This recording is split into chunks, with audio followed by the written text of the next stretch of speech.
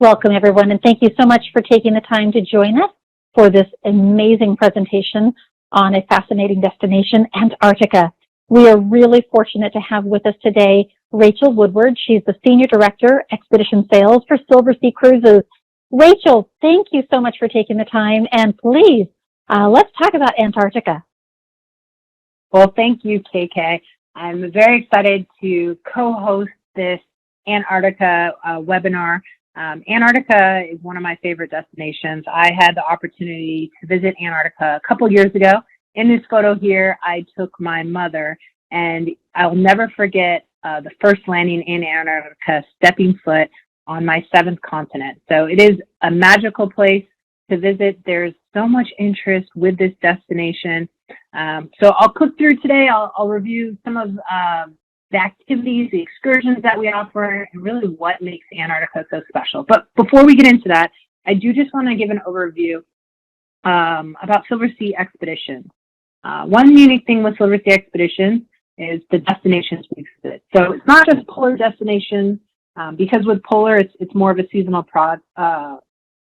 But with the destinations we visit, South Pacific, Sumatra, Papua New Guinea, the Kimberleys, Greenland, Russian Far East. So throughout the year, over 570 worldwide destinations. We include everything on board from gratuities, alcohol, butler service, which I like to say is like a private concierge. But really with Expedition, it's getting off the vessels, no more than 240 guests, and getting on these inflatable Zodiacs, which you can see in this middle photo here, and taking you ashore to explore. One of the questions we do get a lot is, how active do I need to be to go on an expedition trip? I say, if you can climb a flight of stairs, play around a golf, you can go on an expedition voyage. Usually there's 2 excursions during the day, one in the morning, one in the afternoon. If there is a long hike, we'll always offer a short walk. So we can really cater to different activity levels. And throughout the day, we always offer Zodiac cruises. So you don't even have to get off the Zodiac to explore the wildlife. This photo here, you can see there's about 8 to 10 guests in a Zodiac. Usually the Zodiacs accommodate about 16 passengers. So the great thing with that, having about 8 to 10 guests, a lot of opportunities to move around a Zodiac, photograph here, a seal, or you can be next to a humpback whale, being able to move from side to side on a Zodiac. So the excursions are always small groups, which is really important. We do have right now 3 vessels, expedition ships in our fleet, ranging from about 100 to 240 passengers. The ship that we will be highlighting today, the Silver Wind, which will be launching this November, has 240 guests and 200 crew, almost a 1-to-1 crew to guest ratio. I mentioned here just with everything we include for Silversea Expeditions, but it is a fully all-inclusive product. With our Antarctica product, we do include free international economy air or reduced business class air, and that's included with the trip itself. The other unique thing about expedition cruising that's different from classic cruising, all excursions are included. So that's a big differentiator. You don't have to sign up for any excursions. We have an expedition team that plans those out, and they'll let you know the evening prior what time you need to wake up, what time you need to put on your boots and your parka to get ready to explore ashore. So the Silver Wind is launching this November, and one of the unique things with this vessel, the public spaces. So a lot of public areas to just relax and enjoy the ship. And why that's important for a destination like Antarctica. With 2 landings a day, you're usually spending about 4 hours ashore. So those other 20 hours are on board the ship. So it is nice to be on a comfortable vessel where you can be out in the observation room here, admiring the wildlife. We have a click through here, one of our lecture areas here, and this is where the expedition team, we have 28 guides. They'll give daily lectures and nightly recaps. So there are a lot of activities that you can do on board, which you can also have the opportunity to work out. Now, with Antarctica, it is busy activities each day exploring ashore. So I happen to not use the gym, but there is a gym on board. The only additional charge on board would be if you use the spa or salon. Everything else is included with a Silversea voyage. And I always say the best way to end the night after your evening lecture to meet some of the expedition team and guests in the bar and have a cocktail before dinner. So we do have a couple of bars on board and up to 5 restaurants. So we have a main restaurant, we have a French restaurant, we have an outside grill, and room service is available 24/7. And that is key on an expedition voyage because sometimes the excursions start early in the morning, and I really enjoy just ordering room service, having a cappuccino before you have to get ready and go ashore in the morning. This is a photo here of some of the restaurants we have on board, but one of the big highlights with Silversea, the space as well as the suite sizes. So the suites range from about 240 up to 1,300 square feet. Almost every suite has a veranda, and it's really nice because you can separate out the living room from the bedroom. We also have over 300 recent released movies built into the TV. So that's really important. With having about 20 hours on board a ship, there was a lot of time to read and relax in your room during the voyage. So why we're on this webinar today is to really talk about Antarctica and what makes this such a special destination. So I'll go through this and just highlight some of the unique features with the destination. So Antarctica is a frozen continent surrounded by oceans. We visit Antarctica during their summer, so that's from November until the end of February. I put together here some top reasons to visit Antarctica. Well, Antarctica is an environment of beautiful isolation with the wildlife, the history, the landscape. It's a total sensory overload. You're going to see rocky cliff sides, pebble beaches, floating ice sculptures, and it's likely the farthest you will ever be from home. It's just all you see is ice and rock. You're not going to see any trees, no plants. So it is really unique place to visit. But with the wildlife, the penguins in particular have no fear of humans. So when you go ashore for your first landing, you'll probably be within 5 feet of the penguins. The sense of adventure. Traveling to Antarctica means that you'll be kayaking, hiking, and really exploring some of the most untouched destinations on the planet. And visiting one of the most remote destinations, there's no civilization, other than maybe a few scientific research centers that you might stop along the way. The human footprint is barely visible. If you think about it, only about 50,000 people visit Antarctica each year. I really recommend to try to visit Antarctica over the next couple years. There's quite a few new vessels that plan to visit Antarctica by 2024, so I would really try to take a look at that over the next year or two. And I know I see penguins every day, but I was really amazed at the colors of the icebergs. You can see even in this photo here, the teal, and a lot of these icebergs, 90% of them are below the surface. So it's quite remarkable. The Antarctica ice sheets are some of the largest in the world. They contain about 85% of the world's ice. If you are an avid photographer, I highly recommend Antarctica. We do have a photo studio on board, and we have a couple of photographers and videographers that will document the voyage, and we will provide you with a USB of some of the top images and video content.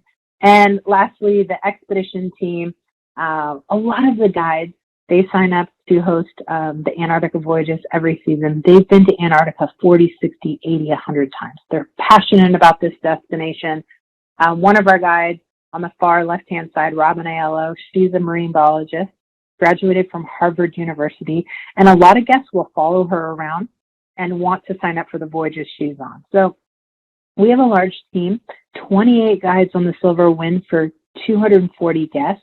A group size is about 8 to 10 guests. So you really have an opportunity to interact with different guides from marine biologists, geologists, historians, botanists, and each day they'll lead the walking ashore, the hiking, the zodiac cruising, as well as kayaking. What I would like to do really quickly is just show a brief video on Antarctica and what makes it so special.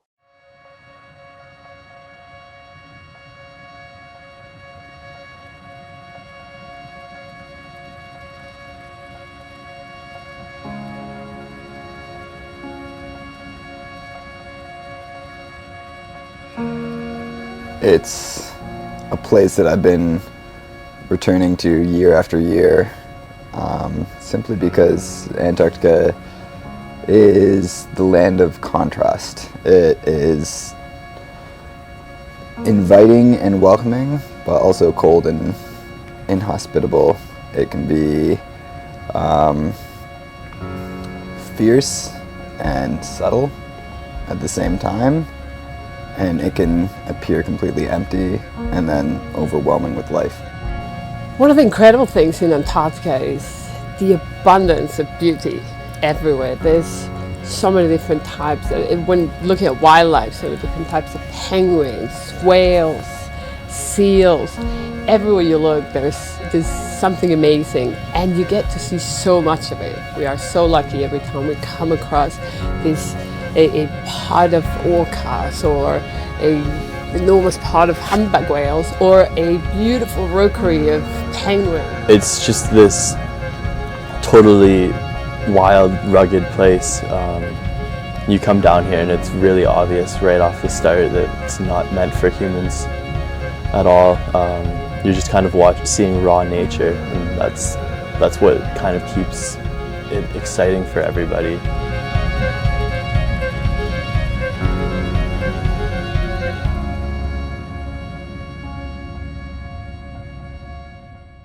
I love that video. I think it really gave a good highlight of what makes Antarctica so special. I would like to briefly talk about one particular itinerary. November 11th, on the Silver Wind this year, Expedia Cruise Ship Center's North Bay is hosting this itinerary. A lot of questions I get: how do you get to Ushuaia? We make it quite easy. We do include free international economy air or reduced business class air, as well as a one-night hotel stay. And then we include a charter flight from there to Ushuaia. So the voyage is round trip Ushuaia. You'll board the ship there, and you'll embark on a 10-day journey to the Antarctic Peninsula. What I would like to do is click through quickly a day in the life, what you can expect on an Antarctica voyage. So on a 10-day voyage, usually you spend about a day and a half crossing the Drake Passage. Once you arrive in the peninsula, you spend about 6 to 7 days in the peninsula. So usually there's one landing in the morning, one in the afternoon. Everything is weather permitting. Usually spend about an hour to an hour and a half exploring ashore, which is plenty of time to see the wildlife. When you're on the Zodiacs, you can see guests are wearing their parkas. We do include those parkas. And your first landing ashore will be similar to this image here. You'll just be amazed at the number of penguins that you see. One of the questions we do tend to get a lot is, how difficult is it to get in and out of the Zodiac? We usually have about 3 to 4 guides assisting guests. You will wear waterproof pants, and you will always wear waterproof boots. I highly recommend to rent the boots through Silversea because they're quite heavy and you don't want to pack the boots. But you will wear these rubber boots every day. You will never wear hiking boots ashore because all the landings are wet in Antarctica. So this is typically how it is to stay when you step ashore. You'll see hundreds, if not thousands, of penguins. You also see elephant seals, but I love this photo here. 4 guests in the background, and you can see 3 out of 4 of them are just taking photos on your iPhone. And you really can take some great photos because you're within 5 feet a lot of the wildlife. So you really do get some great photography, but you also see another guest here with a large camera lens. So if you're an avid photographer, I really recommend to visit this destination. On a 10-day voyage, you'll see 3 penguin species. You'll see the Gen 2 penguin. These penguins are photographed here. You'll also see the chinstrap penguin, and you'll see the Adelie penguin. So there's 7 penguin species that you can see visiting Antarctica, but on a 10-day voyage, you see 3 of the 7 penguin species. My favorites are definitely the chinstrap and the Adelie penguin. A lot of times, too, you don't even have to get off the Zodiac to explore, and just seeing these ice arches here, you're going past them. Beautiful, different colors each day, turquoise, teal. And you're with, this particular day, I was on a Zodiac right next to this one here. Malcolm, one of our bird expedition guides here, exploring one of the rocky shores here, and you can see some of the penguins are nested up there. One of the highlights, though, when we go back to this particular itinerary that Expedia Cruise Ship Center's North Bay is hosting, going in early November, I went at the beginning of December. So usually November, December, you see a lot more snow and ice, and it's more pristine, which I think really makes that great for capturing some of the photographs that you can take. It's just absolutely beautiful. Sierra Cove, one of my favorite places to visit. I was on a Zodiac next to this particular Zodiac, and we were within 5 to 10 feet of humpback whales bubble feeding. So there was about 8 humpback whales around us, and we spent about an hour and a half watching these humpback whales bubble feed. So every day is a different adventure. We're never sure what we're going to see, and that's one thing with the evening briefings. The expedition team will always review the landing that we'll do one day, but being on the Zodiac every day is a different adventure. One of the questions I do tend to get a lot is, how active is an expedition voyage? Well, it's as active as you want to be. Usually on a 10-day voyage, there might be 3 or 4 longer hikes. That could be a mile or a mile and a half up. This particular photo here was taken from my trip. We hiked to the top of Nico Harbor. But if you happen to not want to hike, which when I brought my mom, she didn't want to go on that hike, you can just walk to the first penguin colony, and then the rest of the guests will go up on the hill. This was a photo of me here once I made it to the top of Nico Harbor, but spectacular scenery on these hikes. I mentioned chinstrap penguins being one of my favorites. They like to say these penguins have like a penguin highway when they're walking ashore. I was photographed here with one of our birders, Will, and you can see most days it is quite sunny. It's probably colder in Chicago during the winter than it is in Antarctica. You do wear a lot of base layers, and the nice thing about the parkas, they do have like a Patagonia nano puff. So you can take off the red part of the parka and just wear the nano puff walking ashore. But on the left-hand side of the photo, you can see how close you are to the penguins.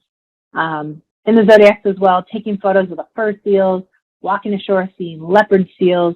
But I would say visiting Antarctica, other than the penguins, I love seeing some of these icebergs and just the colors of them. I mean, imagine how far below the water surface level they are.